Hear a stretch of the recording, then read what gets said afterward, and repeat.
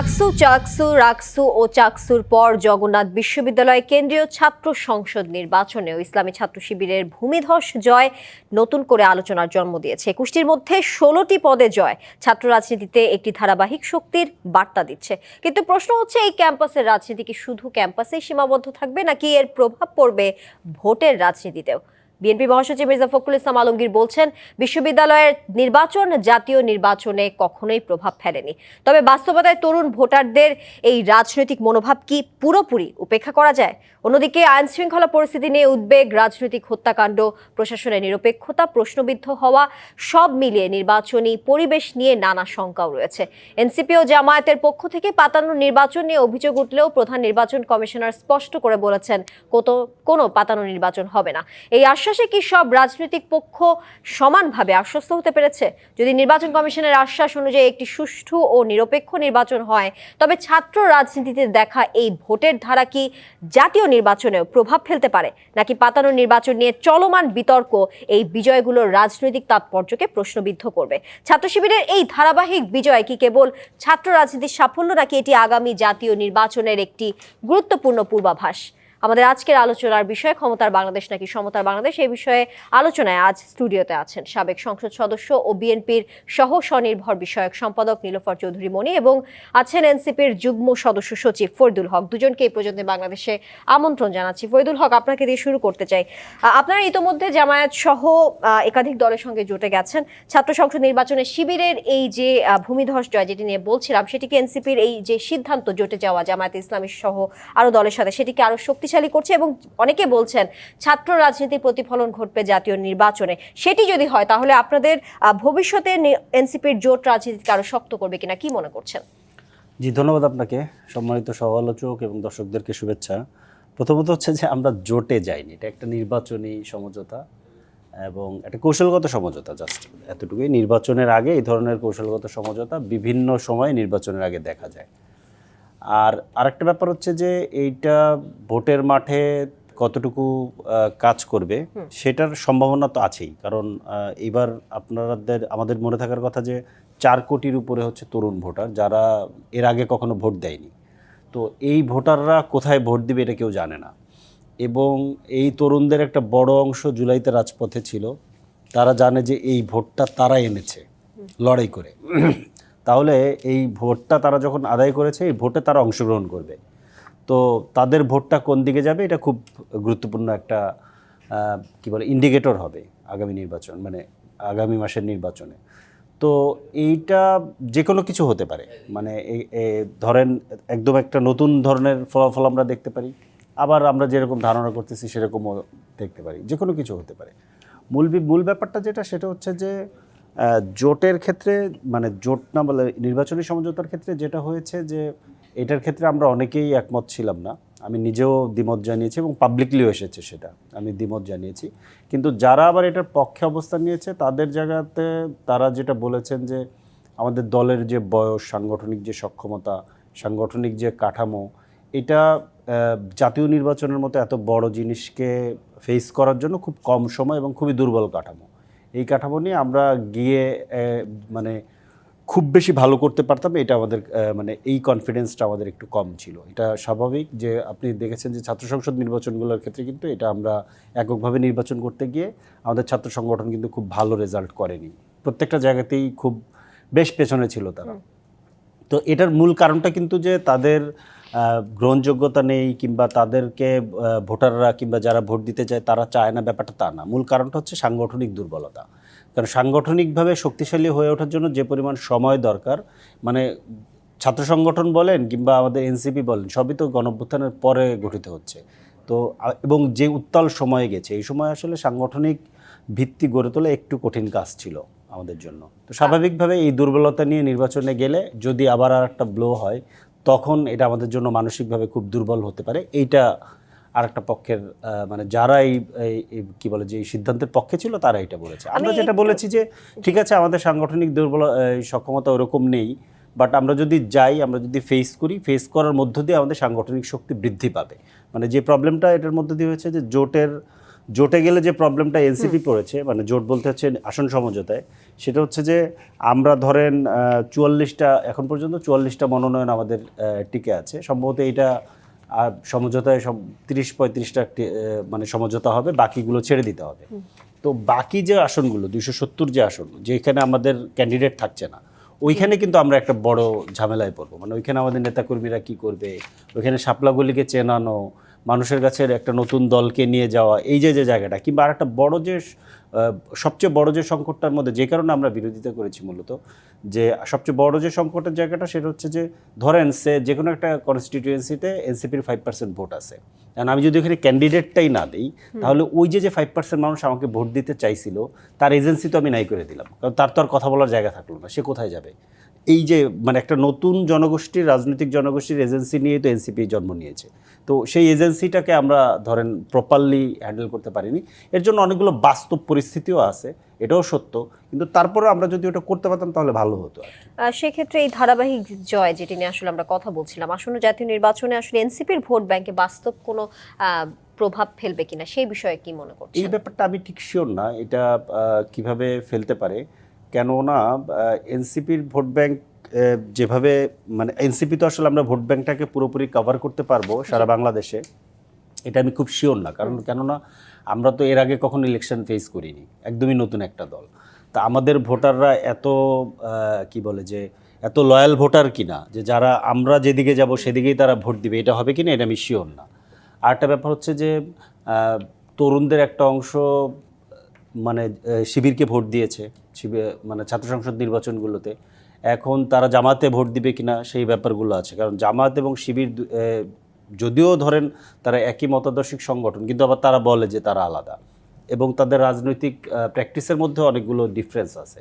তো সেই জায়গা থেকে এইটার প্রভাব জাতীয় নির্বাচনে পড়বে কিনা এটা আমি খুব শিওর না।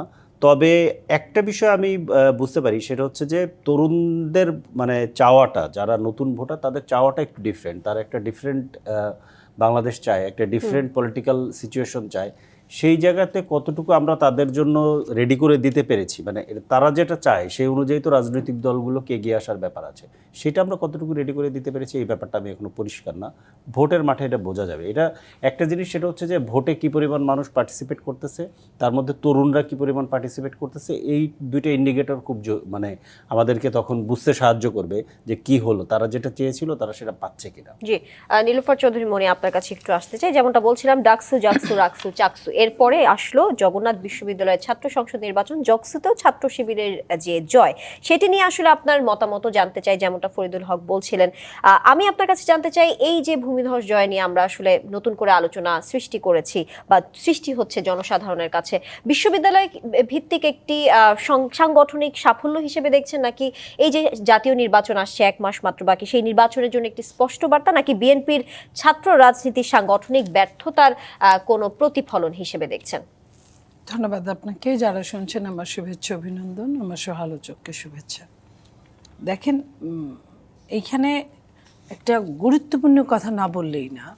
যদি আমি ছাত্র রাজনীতির কথা বলতে যাই, ছাত্র রাজনীতি আপনার যারা জিতেছে এই 4-5টা বিশ্ববিদ্যালয়, তাদের একটা রাজনীতি ছিল। তারা এই 15 বছর 20 বছর, এই 19 বছরের 1-11 সরকার এবং পরবর্তী আওয়ামী লীগের 15.5 বছর এবং তারপরে আরও 1.5 বছর, আপনার এই সময়টায় তারা কিন্তু ফিল্ডে ছিল, মাঠে ছিল, ক্যাম্পাসে ছিল। তারা গুপ্ত রাজনীতির আশ্রয় নিয়েছিল। তারা যে রাজনীতির সাথে ছিল, ভেতরে ভেতরে তারা তাদের কাজ করে গেছে। অর্ধেক তাদের ওই রাজনীতির সাথে, ফ্যাসিস্টের সাথে যুক্ত ছিল, আর অর্ধেক নিরপেক্ষতার ভূমিকায় ছিল, যাদের নিয়ে তারা কিন্তু ভেতরে ভেতরে কাজ করতে পেরেছে। বাট ছাত্রদল সমস্ত বাংলাদেশের কোনো পাবলিক বিশ্ববিদ্যালয়গুলোতে ওইভাবে দাঁড়াতেই পারে নাই, আসতেই পারে নাই। তাদেরকে দেখলেই ফ্যাসিস্ট পিটিয়ে মেরে হাড্ডি গুঁড়ো গুঁড়ো করে দিত এবং মেরে ফেলতো। যেখানে 1-2টা গুলি করলে যথেষ্ট, সেখানে 20টা-19টা গুলি করে তাদেরকে ভীতকর একটা অবস্থার সৃষ্টি করেছিল। যে কারণে ছাত্রদলের ছেলেমেয়েরা আপনার কখনোই ক্যাম্পাসে গিয়ে, হলে গিয়ে ওইভাবে ক্লাস করতে পারে নাই, পরীক্ষা দিতে পারে নাই। টিচারদের অনুগ্রহ নিয়ে পালিয়ে টালিয়ে কোনো একটা জায়গায় অবসর টাইমে কোথাও পরীক্ষা দিয়েছে। প্রত্যেকটা ছেলেমেয়েরই 2-1 বছর করে লস হয়েছে। ভীষণ কষ্টে কোনোভাবে কেউ পড়ালেখা করতে পেরেছে, কেউ করতে পারে নাই। এই অবস্থায় যখন 15-20টা বছর গেছে এবং তারা এইখানে কোনো অপরাজনীতির আশ্রয় তারা নিতেও পারে নাই, চেষ্টাও করে নাই, তাদের মাথাতে আদৌ ছিল কিনা আমি সেটাও জানি না। সেই জায়গায় আপনার ছাত্রদল যেখানে যেতে পারে নাই, এখানে কিন্তু প্রায় চারটা ব্যাচ চলে আছে। যদি আমি 20 বছর 19 বছর ধরি, 4 বছর করে যদি একটা অনার্স কোর্স হয়, তাহলে 4 4 16, 4 5 20, প্রায় 5টা ব্যাচের সাথে তাদের কোনো সম্পর্কই রকম গড়ে উঠতে পারে নাই। একটা ছেলে বা মেয়ে কতক্ষণ পড়ালেখা করে? 3-4 ঘন্টা পড়ালেখা করে, তারপরে হলে থাকলে তার সাথে বাকি সময়টা থাকতে হয় রান্না করা, খাওয়া দাওয়া, গল্প করা, আড্ডা মারা, বিভিন্ন সভা সেমিনার করা, ডিবেট করা। এই জিনিসগুলো সম্পূর্ণ থেকে ছাত্রদলের এই শত শত হাজার হাজার ছেলেমেয়েরা বঞ্চিত হয়েছে। সে বঞ্চিত হওয়ার পরে আপনি একটা ইন্টারাকশন যদি না হয় কারোর সঙ্গে, তাহলে ভোটটা ওইভাবে পাবে আমি মনে করি না। তারপরে তো একটা ইঞ্জিনিয়ারিং আছেই, যেটা সবাই বলছে, আরও বলবে, আরও সময় আসলে স্পষ্ট হবে, সেটা আমি বাদই দিলাম। আমি আমার যুক্তির কথাটা বললাম যে এখানে একটা শ্রেণী যেতেই পারে নাই, আরেকটা শ্রেণী। তো এটার উপর সমস্ত বাংলাদেশের জাতীয় নির্বাচন ডিপেন্ড করে না, কারণ আপনার সারাউন্ডিং পিপল এবং এনভায়রনমেন্ট, এই দুইটা জিনিস খুব সিরিয়াসলি দেখতে হবে এই ক্ষেত্রে আপনাকে। তো এবার সবচেয়ে বেশি ভোটার তরুণ ভোটার, সেই ক্ষেত্রে একটি প্রশ্ন থেকে যাচ্ছে না? সব তরুণ ভোটাররা যে এই জায়গায় ভোট, অধিকাংশ। আমি পাবলিক বিশ্ববিদ্যালয়গুলো একরকম, অন্য বিশ্ববিদ্যালয় একরকম, সব তরুণরা যে এইখানেই মানে এটা মানেই যে ওই 4 কোটি তরুণ, আমি এটা বলতে চাই না। জি, জকসু নির্বাচনে ছাত্রদলের অভ্যন্তরীণ বিভাজনের যে কথা, সেটি খোলাখুলিভাবে আলোচিত হচ্ছে। এখন এই বিভাজন নিয়ে যেহেতু আলোচনা হচ্ছে, সেই ক্ষেত্রে বিভাজন যদি চলমান থাকে, সেই ক্ষেত্রে আগামী আসন্ন জাতীয় নির্বাচনে বিএনপির ওপরও কি প্রভাব পড়বে কিনা, কি বলবেন? দেখেন, এটা একটা বিচ্ছিন্ন ঘটনা। একটা বিশ্ববিদ্যালয় যদি আভ্যন্তরীণ সমস্যা থেকে থাকে, বড় দলগুলোতে এই ধরনের সমস্যা থেকে থাকে, এটা নতুন কিছু না। তো সেইটার জন্য সমস্ত দেশে একটা প্রভাব পড়বে, এটা আমি বিশ্বাস করি না। এটা হতে পারে না। এটা হয়তো প্রভাব পড়লে ওই বিশ্ববিদ্যালয় সংশ্লিষ্ট কোথাও পড়তে পারে, ওই বিশ্ববিদ্যালয়ের আশেপাশে যিনি এমপিতে দাঁড়িয়েছেন তারও প্রভাব পড়বে, এটাও আমি মনে করি না। জি, আরেকটি প্রশ্ন আপনার কাছে। বিএনপি মহাসচিব মির্জা ফখরুল ইসলাম আলমগীর বলেছেন, ফ্যাসিস্ট আমলে ছাত্র দলকে ক্যাম্পাসে ঢুকতেই দেওয়া হয়নি, যেমনটা আপনিও বলছিলেন। কিন্তু সেই বাস্তবতা কাটার পর এই মুহূর্তে ছাত্র রাজনীতিতে ছাত্রদলের পিছিয়ে পড়ার আসলে কারণ কি? সেক্ষেত্রে অনেকে বলছেন ছাত্র শিবির প্যানেল ভিত্তিক কৌশলে একের পর এক জয় পাচ্ছে। আমাদের ইতোমধ্যে 2024-এর গণ অভ্যুত্থানের পর ফ্যাসিস্ট আমল কেটে যাওয়ার পর ইতোমধ্যে 1.5 বছরের উপরে সময় কেটে গেছে। তো সেই ক্ষেত্রে ছাত্রদলের পক্ষ থেকে কেন কৌশল পরিবর্তন করা আমি হচ্ছে না? আপনাকে কিংবা যদি এই দায় আরেকটা কার? কথা বলি, যে 5ই আগস্ট 24-এ আপনার একটা অভ্যুত্থান হলো। অভ্যুত্থানের পরে বৈষম্য বিরোধী ছাত্রদের নাম নিয়ে কেউ ওইখানে যারা ওই যে গুপ্ত রাজনীতি করতো, তারাই কিন্তু বিভিন্নভাবে, যেহেতু তারা নিরপেক্ষভাবে ক্যাম্পাস দখলে রেখেছিল, নিরপেক্ষ আর কিছু ওই গুপ্ত রাজনীতি হিসেবে ছাত্রলীগ হিসেবে ছিল, পরবর্তীতে ছাত্রলীগ কোটা আন্দোলনে চলে আসলো, তাদের আধিপত্যেই কিন্তু চলছিল ক্যাম্পাসগুলো। সেইখানে আপনি খেয়াল করে দেখেন, ইলেকশনের আগ পর্যন্ত কোনো দল নির্বাচন করতে পারবে না, যেহেতু তারা গুপ্ত রাজনীতি করে, তাদের তো প্রকাশিত হওয়ার দরকার পড়ে না, তারা তাদের কমিটি ঘোষণা দেয় নাই। কিন্তু ছাত্রদল যখন কমিটি ঘোষণা দিল, ছাত্রদলের আগেও ঢুকতে না পারলেও একটা কমিটি হতো, কমিটি ঘোষণা দিল, তখন কিন্তু তারা আন্দোলন শুরু করলো যে ক্যাম্পাসে কোনো রাজনীতি হতে পারবে না। দেখেন, এই 1-1.5 বছর, 1.5 বছর সেখানেও কিন্তু ছাত্রদলকে যেতে দেওয়া হয় নাই, কাজ করতে দেওয়া হয় নাই। আর তো কোনো দল নাই, ছাত্রলীগ তো নাম সর্বস্ব পালিয়েছে। ভিতরে থাকলে যারা ভিতরে আছে তারাই গুপ্ত, তারা এখন আর ছাত্রলীগ করে না, তারা এখন অন্য দল করে। আর অন্য দলরা তারা কি করেছে, তারা কিন্তু তাদের দলের নামে কিন্তু ইলেকশন করে নাই। আপনি দেখেন, ওইখানেও কিন্তু ইলেকশনটা কি জানি পরিষদ ছাত্রদের একটা অন্য নাম দিয়েছে, যেটা শিবিরের নাম দেওয়া হয় নাই সবখানে। তো এই যে অনেক রকম চালাকি, আমি এই চালাকিটা আমি ইল্লিগ্যাল তা বলছি না, কিন্তু এটা দৃষ্টিকটু। এটা অন্য দলগুলো এটা চিন্তাও করে নাই। তো এই সব এগুনোই কিন্তু এগুনো না, সবভাবেই অন্যায়ভাবে এগিয়ে গেলে কিছুক্ষণ হয়তো ফয়দা নেওয়া যায়, কিছুক্ষণ হয়তো মানুষকে বোকা বানানো যায়, কিন্তু সম্পূর্ণরূপে সব সময়ের জন্য জি, বানানো নিশ্চয়ই। যায় এই না। একই প্রসঙ্গ নিয়ে বিএনপি মহাসচিবের এই বক্তব্য ঘিরে ফরিদুল হক আপনার কাছে আসবো, একটি বিরতি দিয়ে ফিরছি। প্রযত্নে বাংলাদেশ অনুষ্ঠানে এই মুহূর্তে বিরতি নিচ্ছি, ফিরছি কিছুক্ষণের মধ্যে। আবারও স্বাগত প্রযত্নে বাংলাদেশে। বিরতির আগে ফরিদুল হক আপনাকে বলছিলাম যে বিএনপি মহাসচিব মির্জা ফখরুল ইসলাম আলমগীর একটি বক্তব্য রেখেছেন, বিশ্ববিদ্যালয়ের ছাত্র সংসদ নির্বাচন জাতীয় নির্বাচনে কোনো প্রভাব ফেলে না। একটু জানতে চাই এই মূল্যায়নের সঙ্গে আপনি একমত কিনা, সেই সাথে একটু বলতে চাই, আপনি বিরতির আগে বলছিলেন জামায়াতে ইসলামী সহ 11 দলের সঙ্গে আপনাদের যে নির্বাচনী সমঝোতা, সেটি ঘোষণার পর মাত্র 11 দিনে 16 জন নেতা পদত্যাগ করেছেন। নানা মহল থেকে বলা হচ্ছে এটি এনসিপির জন্য একটি বড় রাজনৈতিক ক্ষতি। কি বলবেন? যদিও এনসিপি শিশু নেতৃত্ব আশা করছেন পদত্যাগকারীরা আবার দলে ফিরবেন, এনসিপির ভেতরে কি এখনো সেই ঐক্যমতের সুযোগ আছে কিনা, কি বলবেন? জি, প্রথমত হচ্ছে মির্জা ফখরুল ইসলাম আলমগীর সাহেবের বক্তব্যের সাথে আমি পুরোপুরি একমত না, আবার পুরোপুরি দ্বিমত না। মানে এটা পুরোপুরি প্রভাব পড়বে না এটা আমি যেমন মনে করি না, আবার হচ্ছে যে পুরোপুরি প্রভাব পড়বেও না এটাও আমি মনে করি না। দুইটাই মানে এখানে মানে কি বলে আধা আধি হতে পারে। প্রভাব পড়ারও সম্ভাবনা আছে, না পড়ারও সম্ভাবনা আছে। এবং একটা বড় বিষয় আছে যেটা আসলে এইবার আমি আগেরবারও বললাম যে একটা বড় সংখ্যক তরুণ ভোটার যারা ভোট দেয়নি, তারা যেহেতু ভোট দিতে যখন আসবে তখন পরিস্থিতিটা একটু ডিফারেন্ট হওয়ার সম্ভাবনা আছে, যেটা আমরা গেস করতে পারি সেরকম হয়তো বা হবে না, একটা সম্ভাবনা আছে। তো সেই জায়গা থেকে এখনই বলা যাচ্ছে না।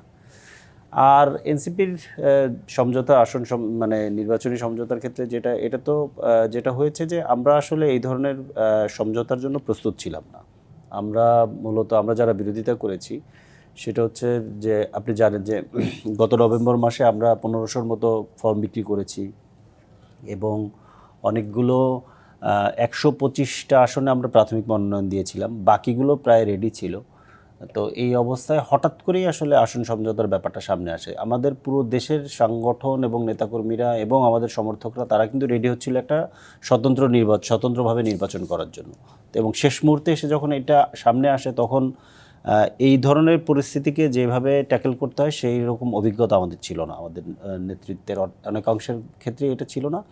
আরেকটা ব্যাপার হচ্ছে যে জামায়াত ইসলামীর সাথে যে কোনো নির্বাচনী সমঝোতা কিংবা জোটে যাওয়ার ব্যাপারে আমাদের নেতৃত্বের একটা বড় অংশেরই অনেকগুলো রাজনৈতিক বোঝাপড়ার ক্ষেত্রে আছে, কি বলে যে মানে তাদের দ্বিমত আছে।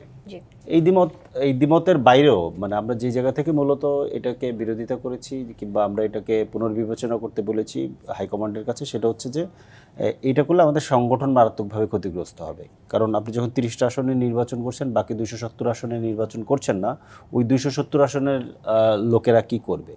আর তারা যদি অন্য আর একটা দল কিংবা মার্কাতে, কারণ আমাদের নেতাকর্মী থেকে শুরু করে সমর্থক পর্যন্ত সবাই তো নতুন, কেউ তো এই অর্থে লয়াল না।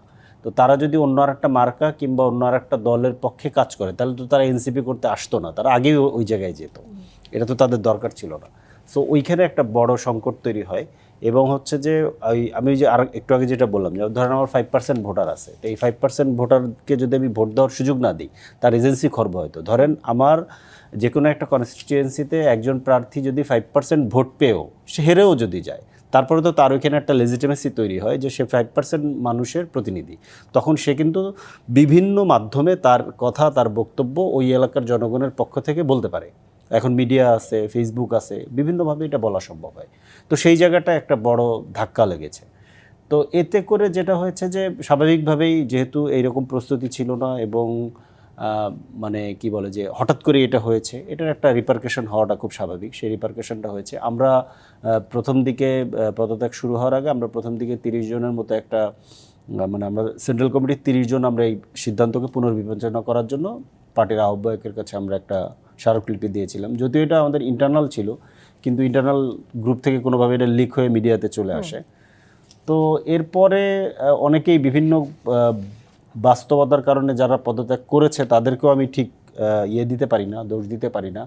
আবার তাদের সাথে খুব ভালোভাবে আমরা যোগাযোগ কিংবা কমিউনিকেট মেনটেন করতে পারছি এরকমও না, চেষ্টা করা হচ্ছে এটা পার্টির হাইকমান্ডের দিক থেকে সম্ভবত। এখন ব্যাপারটা হচ্ছে যে নির্বাচনী কার্যক্রম এত বেশি, এর মধ্যে সবাই প্রচণ্ড ব্যস্ত, তো এই বিষয়গুলো নিয়ে খুব প্রপারলি ডিল করাও যাচ্ছে না, এই বিষয়গুলো আছে। তো দেখা যাক এখন হয় কি যে যে কোনো একটা পার্টি যখন গড়ে ওঠার মধ্যে তখন বিভিন্ন মতের মানুষ থাকে, বিভিন্ন মতের মানুষদের মধ্যে এক ধরনের মত কি বলে যে মতের এক ধরনের দ্বন্দ্ব চলে, দ্বন্দ্ব হতে হতে একটা জায়গায় গিয়ে কিন্তু পার্টিটা আসলে ক্যারেক্টারটা পায়। তো এই আপনি এনসিপির এই ইস্যুটাকে ধরতে পারেন যে একটা দ্বন্দ্বের মধ্যে এনসিপি আছে, এই দ্বন্দ্বটা শেষ হলে কিংবা দ্বন্দ্বটা একটা পরিণতিতে গেলে তখন বোঝা যাবে যে এটা কোন দিকে যাচ্ছে। এটা চলমান, তো চলমান থাকা অবস্থায় এটাকে এখনই খুব বেশি মন্তব্য করা কঠিন আর জি, নীলুফার চৌধুরী মনি, যেমনটা ফরিদুল হক বলছিলেন, নির্বাচন সামনে রেখে আসলে সবাই ব্যস্ত, যে যার মতো ন্যারেটিভ সেট করতে ব্যস্ত, আবার আসন্ন নির্বাচনকে সামনে রেখে সবাই সবার মতো বলে যাচ্ছে। আজকেও একটি বিজ্ঞাপন দেখছিলাম আরএফএল চেয়ারে, সেখানে বলা হচ্ছে ক্ষমতায় নয় সমতার চেয়ার, অর্থাৎ আমরা চেয়ারে বসে ক্ষমতার চর্চা করি না, সমতার কথা ভুলে যে, এমনটা বলা হচ্ছে। অর্থাৎ রাজপথে কেবল না, কর্পোরেট সেক্টর বা বিভিন্ন জায়গায় আমরা দেখতে পাচ্ছি এই যে আসন্ন নির্বাচনকে কেন্দ্র করে সেই নির্বাচন নিয়ে জনসাধারণের আমেজ যেন এখন সবকিছুর ঊর্ধ্বে, তেমনটাই বলা হচ্ছে। এই যে জনসাধারণের আমেজ, এরই মাঝখানে যদি আইন শৃঙ্খলা পরিস্থিতি নিয়ে এখনো যে প্রশ্ন উঠছে রাজনীতিকদের মাঝে কিংবা জনসাধারণের মাঝে, তাহলে সেখানে এই নির্বাচনে ভোটারদের উপস্থিতি কেমন থাকবে? খুবই খুবই গুরুত্বপূর্ণ একটা কোশ্চেন, এই কারণে যে প্রতিদিনই কিন্তু মানুষ মারা যাচ্ছে, অপমৃত্যু হচ্ছে, কারো না কারো গুলিতে তারা মারা যাচ্ছে। তো এই যে মারা যাওয়াটা এই নির্বাচনকে সামনে রেখে কেন মারছে সেটাও কিন্তু বলা হচ্ছে না, কিন্তু একটা জায়গায় কিন্তু মবটাকে কিন্তু সর্বত্র ছড়িয়ে দেওয়া হয়েছে। আইন শৃঙ্খলা রক্ষাকারী বাহিনী নীরব। এখানে তারা ওই 24 আগস্ট থেকে যে ট্রমাটাইজ ছিল ওই জায়গাতেই তারা পড়ে আছে। তো তাদেরকে কিন্তু ওই জায়গা থেকে উদ্ধার করার জন্য সরকারের পক্ষ থেকে বা কোনো রাজনৈতিক দলগুলো মিলে একসাথে তাদের সাথে বসেও নাই, তাদেরকে সেই আশ্বাসটাও দেয় নাই। সো এই জায়গাটায় আমি এখানে আরেকটা কথা বলবো, যেটা সিলেটে যে ঘটনাটা ঘটলো, যে বৈষম্য বিরোধীরা গিয়ে একজন বলল যে আমি এই থানা ভাঙচুর করেছি, এই থানার এসআইকে মেরেছি, ইত্যাদি ইত্যাদি। তারপরে তাকে অ্যারেস্ট করলো। অ্যারেস্ট করার পরে তাকে আবার এক ধরনের আন্দোলনের মুখে তাকে ছেড়ে দিতে বাধ্য হলো। এতে কি হলো? এতে কি আপনার মনে হয় না যে আইন শৃঙ্খলা রক্ষাকারী বাহিনীর যে ভোটের জন্য কাজ করবে সেখানে আরেকটু ট্রমার মধ্যে তারা চলে গেল? এটা কিন্তু এক ধরনের মানুষ কিন্তু সব কিছু, এই জন্য সৃষ্টির শ্রেষ্ঠ জীব, সব কিছু ভুলে যেতে পারে না, ভুলে যায় না।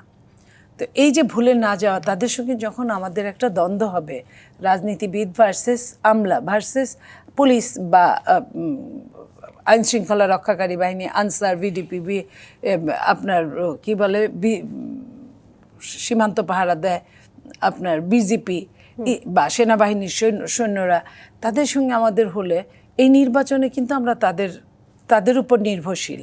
এখানে একটা সমস্যা আছে। দ্বিতীয় সমস্যাটা হচ্ছে আপনার অস্ত্র, গোলাবারুদ যে লুট হয়েছে। আমি এখন প্রায় সবগুলো টকশোতে এই কথাটা কমন বলা হচ্ছে, এই যে লুট হওয়া অস্ত্র চাইলেই কিন্তু গোয়েন্দা সংস্থা বা পুলিশ জানে কার কার কাছে অস্ত্র আছে, অন্ততপক্ষে 80% জানে, 90% জানে, কিন্তু তারা কিন্তু তুলে আনছে না। তো এই যে মানুষের হাতে অস্ত্র, নির্বাচন করবে, জনগণ কিন্তু সচেতন। তারপরে আপনার আমলাদের জটিলতা, যে আমলাদের কাছে সম্পূর্ণ আপনার রিটার্নিং অফিসার থেকে শুরু করে ভোটের ঘোষণা দেওয়া আমলা, ভোটের ফলাফল ঘোষণা দেওয়া আমলা, কাকে এমপি বানাবে সেটা আমলা, কার ভোট কত % হয়েছে সেটা আমলা, ভোটটাকে উল্টে দেওয়া যায় কিনা সেটাও আমলা, ভোটের ইঞ্জিনিয়ারিং সম্পূর্ণরূপে সেটাও আমলা। তা এই যে আমলা, সেই আমলারা বলা হয়ে থাকে যে আগের যে গড্ডালিকার প্রবাহের আমলা ওরকমই আছে। তাহলে আপনি বলেন যে নির্বাচনের যে পূর্ব শর্তগুলো যদি পূরণ না হয়, জনগণ সচেতন, জনগণ সকালবেলা যদি দেখে শুনে যে তার সেন্টারে একটা গণ্ডগোল হয়েছে, সে কি আর সারাদিনের মধ্যে ভোট দিতে যাবে? সাধারণ পিপল যারা রাজনীতি করে না বা যাদের ফ্যামিলিতে ওই ধরনের চাপ আছে, তার চেয়ে গেলাম না বাবা, ভোটই দিতে গেলাম না। ফরিদুল হক, একটু আপনার কাছে আসতে চাই, যেমনটা নীলুফার চৌধুরী মনিকে বলছিলাম, ক্ষমতা নয় সমতার যে রাজনীতি, আপনার কি মনে হয় এই মুহূর্তে এই সমতা যেটা আমরা বুঝি, মাঝে মাঝে আমরা বলে থাকি লেভেল প্লেইং ফিল্ডের কথা, সেই ক্ষেত্র নিয়ে কিংবা ক্ষমতার কথা বাদ দিয়ে সমতার রাজনীতি কি সেই সমতা কি এখন গুরুত্ব পাচ্ছে এই মুহূর্তে, কি বলবেন? না, এটা কিছুটা সমতার রাজনীতি কিছুটা ঝুঁকিতে পড়েছে, এটা সত্য। আপনি যে প্রশ্ন করেছেন এটা সত্য, কিছুটা ঝুঁকিতে পড়েছে। আর ওই যে আপনি যে লেভেল প্লেইং ফিল্ডের কথা বললেন, আমাদের তো লেভেল প্লেইং ফিল্ড যেরকম পরিস্থিতিতে তৈরি হয় সেই রকম পরিস্থিতি আমাদের থাকার কথা ছিল না। মানে লেভেল প্লেইং ফিল্ড থাকে একেবারে পুরোপুরি মুখোমুখি দুইটা পক্ষ কিংবা তিনটা পক্ষ যখন নির্বাচনে অংশগ্রহণ করে। আমরা এই নির্বাচনে অন্তত যারা পার্টিসিপেট করতেছে, প্রধান পক্ষ যারা, তারা সবাই তো একত্রে কাঁধে কাঁধ মিলিয়ে লড়াই করে ফ্যাসিবাদের পতন ঘটিয়েছে। তার মানে হচ্ছে যে আপনি কিন্তু একটা ডিফারেন্ট টাইমে আছেন, আপনার ওই রকম ব্যাপার ছিল না। কিন্তু একটা ভেঙে পড়া রাষ্ট্র ব্যবস্থা, ভেঙে পড়া আইনশৃঙ্খলা বাহিনী, ভেঙে পড়া অনেক কিছু, এটাকে পুনর্গঠন করতে হবে আপনাকে। তখন আপনাকে ওই ক্ষমতার ইঁদুর দৌড়ের তুলনায় আমরা কিভাবে পুনর্গঠন করতে পারি একত্রে, সেই দিকে যাত্রা করা দরকার ছিল। এই ক্ষেত্রে আমরা সবসময় রাজনৈতিক দলগুলো, বিশেষত রাজনৈতিক দলগুলো, আমরা প্রপারলি রেসপন্স করতে পারিনি। এবং আমি বারবার এই কথাটা বলেছি, গতকালকেও বলছিলাম, আপার আমি একই জায়গায় ছিলাম, যে কি বলে যে রাজনৈতিক দলগুলোকে নিয়ে সরকার কিন্তু চাইলে একাধিকবার সংলাপ করতে পারতেন যে কিভাবে নির্বাচনটা আমরা একটা ভালোভাবে, একটা ধরেন সুন্দরভাবে, নিরাপদভাবে করতে পারি। কারণ এই নির্বাচনটা ঠিকমতো হওয়া প্রত্যেকটা রাজনৈতিক দলের জন্য গুরুত্বপূর্ণ, কিন্তু সেটা হয়নি। এখন একটা ধরেন সেই পুরনো ক্ষমতার ইঁদুর দৌড় দেখা যাচ্ছে। এটা এইবারের নির্বাচনের জন্য আমাদের এটা দরকার ছিল না। কারণ আমাদের মনে রাখা দরকার, এই নির্বাচনটা কিন্তু একটা বিশেষ নির্বাচন, এখানে গণভোট আছে, সামনে সংবিধান সংস্কার পরিষদ হবে। জি, এই গণভোট প্রসঙ্গ নিয়ে আপনার কাছে আবারও আসবো, একটি বিরতি নিয়ে ফিরছি। প্রযুক্তি বাংলাদেশে আরেকটি বিরতি নিচ্ছি, সঙ্গেই থাকুন। আবারও স্বাগত প্রযুক্তি বাংলাদেশে। ফয়দুল হক, বিরতির আগে আপনি গণভোট নিয়ে বলছিলেন, একটু জানতে চাই এই যে গণভোট নিয়ে কত তর্ক বিতর্ক ছিল, সেই বিষয়ে কেন এখন, যেহেতু নির্বাচনী প্রচারণা শুরু হবে 20 জানুয়ারির পরে, সেক্ষেত্রে এখনো গণভোট নিয়ে তেমন কোনো প্রচারণা কিংবা উদাসীনতা কেন দেখা যাচ্ছে, যেটা রাজনৈতিক বিশ্লেষকরাও বলছেন, এই বিষয়টি নিয়ে একটু বলবেন। সেই সাথে জানাবেন, এনসিপির দক্ষিণাঞ্চলের মুখ্য সংগঠক হাসনাত আব্দুল্লাহ বলেছেন, দেশে একটি পক্ষ চায় গোলামি, আরেকটি পক্ষ চায় আজাদি। একটু জানতে চাই কারা গোলামি চায় আর কারা আজাদি চায়। জি, গণভোটের ব্যাপারটা যেটা হয়েছে, যে গণভোট নিয়ে তো সবাই ঐক্যমত কমিশনে একমত হয়েই এটা গণভোটের ইয়েটা এসছে। এরপরে এটা এখন ধরেন সরকারের দিক থেকে একটা প্রচারণা করার ব্যাপার ছিল, সরকার খুব ভালোভাবে উদ্যোগ নিয়েছে এটা মনে হয়নি। আর রাজনৈতিক দলগুলো যেহেতু একসাথে, এই আলাপটা যে এসছিল, কিন্তু আগে আমরা এটা কখনো মনে হয়েছে যে আগে করলে ভালো, কখনো মনে হয়েছে নির্বাচনের দিন করলে ভালো, এটা খুব আগে থেকে করা যায়নি। কিন্তু এখন কিছুটা বোঝা যাচ্ছে যে নির্বাচনের দিন গণভোট হওয়াতে প্রার্থীরা তো আসলে গণভোটের ক্যাম্পেইন করছে না, প্রার্থীরা তো তার ক্যাম্পেইনটা প্রধানত করছে। এখন তাহলে গণভোটের ক্যাম্পেইন কে করবে? এখন এই গণভোটটা আবার এমন যে এটা ক্যাম্পেইন না করে শুধু শুধু মানে গেলে এই গণভোটের রেজাল্ট আসাটা একটু ডিফিকাল্ট। কারণ একটু ব্যাপারটার ভেতরে একটু জটিলতা আছে। ভোটারদেরকে অ্যাওয়্যার করা, তাদেরকে কেন্দ্রে আসতে করা, উৎসাহিত করা, সব মিলিয়ে এটার জন্য একটা আলাদা মানে কি বলে যে অ্যাটেনশন দরকার ছিল, স্পেশাল একটা অ্যাটেনশন দরকার ছিল। সেইটার জন্য যে পরিমাণ সময় সুযোগ দরকার ছিল সেটা আমরা পাইনি। একই দিনে গণভোট হওয়ার কারণে এখন এইটা কিছুটা পেছনে চলে যাচ্ছে এরকম মনে হচ্ছে। কিন্তু আমাদের একটা জিনিস মাথায় রাখা দরকার, সেটা হচ্ছে যে এই গণভোটটা খুবই বিশেষ পরিস্থিতিতে, বিশেষ কারণে এটা হচ্ছে। এই গণভোটটা ধরেন, এই গণভোটটা এমন যে এটা একটা সংবিধান সভা নির্বাচনের মতো। এই গণভোটের মধ্য দিয়ে আপনি একটা কনস্টিটিউয়েন্ট পাওয়ার পরবর্তী পার্লামেন্টের হাতে তুলে দিচ্ছেন, যে পার্লামেন্ট সংবিধানের 48টা অনুচ্ছেদ পরিবর্তন করবে।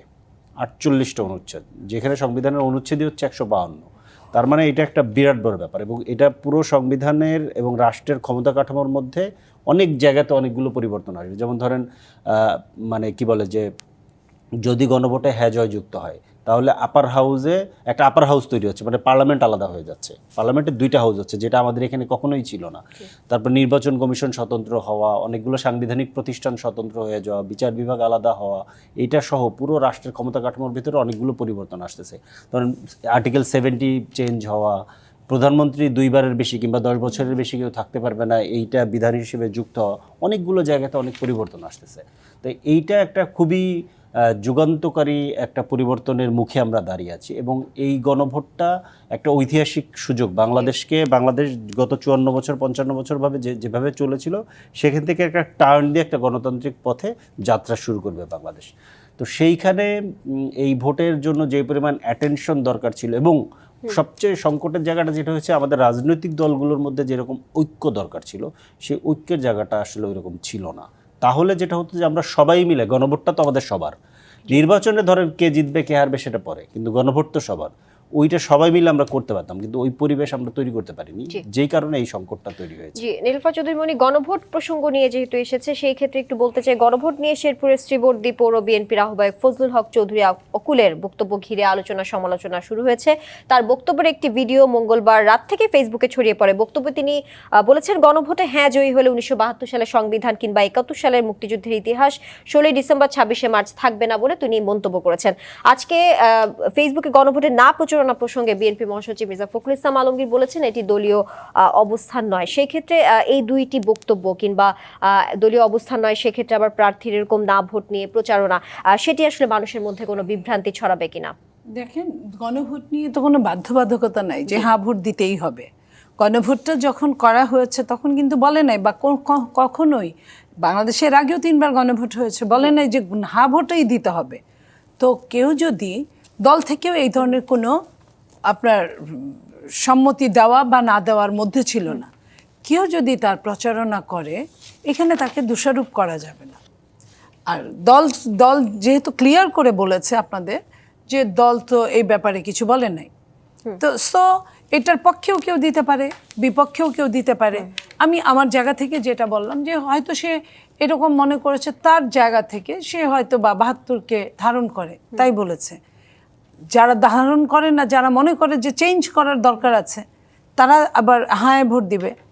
কিন্তু গণভোটটা নিয়ে যে প্রশ্নের মুখোমুখি আমরা, যে 4টা ওইখানে অপশন আছে, 4টা অপশন কারোরই মানার কথা না, কারোরই না। তা চারটার যে একবারে হ্যাঁ অথবা একবারে না, এটা কিন্তু সো ডিফিকাল্ট। এই জায়গাটা কোনো রাজনৈতিক দল তো সরকারকে বললো না যে তুমি যে এই 4টা অপশন দিয়ে তুমি যে ছাপাচ্ছ কাগজটা, এবং এটার কিভাবে সম্ভব, এটা হইলে তো ওইটা হবে না, ওইটা হইলে তো ওইটা হবে না, এটাও কেউ বলছে না। আবার এও বলছে না এই 4টা অপশন পড়তে কতক্ষণ সময় লাগবে, 4টা অপশন কতজন মানুষ বুঝবে। বাংলাদেশের অনেক লোক অর্ধশিক্ষিত, অশিক্ষিত, অক্ষর জ্ঞানটাও কোনো মতে জানে কিনা সন্দেহ, সেই মানুষগুলোকে পড়ানোর জন্য কি আবার হেল্পিং হ্যান্ড লাগবে? সেই জায়গাগুলো যেগুলো খুবই গুরুত্বপূর্ণ, যেগুলো রাজনৈতিক নেতাদের, রাজনৈতিক দলদের করা উচিত, সরকারের করা উচিত, সেটা করছে না। কোথাকার কোন ইউনিয়ন পৌরসভার কোন নেতা কি বলল, সেটা আমি এই পর্যন্ত 2টা অথবা 3টা টকশোর মুখোমুখি হলাম এই একটা প্রশ্ন নিয়ে। তো এটার চেয়ে তো ওইটা বেশি ইম্পর্টেন্ট যে আপনার 4টাকে কীভাবে সংক্ষেপ করবেন, ওটা বেশি ইম্পর্টেন্ট যে 4টা সাংঘর্ষিক, সেটার একটা উত্তর হতে পারে না সাংঘর্ষিক। যেহেতু 4টা প্রশ্ন থাকলে 4টা অপশন থাকতে হবে আপনার। 4টা পড়ানোর জন্য অশিক্ষিত ভোটার কিন্তু কম না, লক্ষ লক্ষ। তো সেই মানুষগুলোকে কিভাবে হেল্প করবে? একটা ভোটে একই সময় যে সময় ক্ষেপণ হবে, সময় আপনার কতক্ষণ বাড়াইলেই বাড়াবে। 8টা থেকে 5টা পর্যন্ত যদি করে, 1 ঘন্টাও যদি বাড়ায়, তাহলে আপনার 1 ঘন্টায় কি ওটা কাভার হবে না?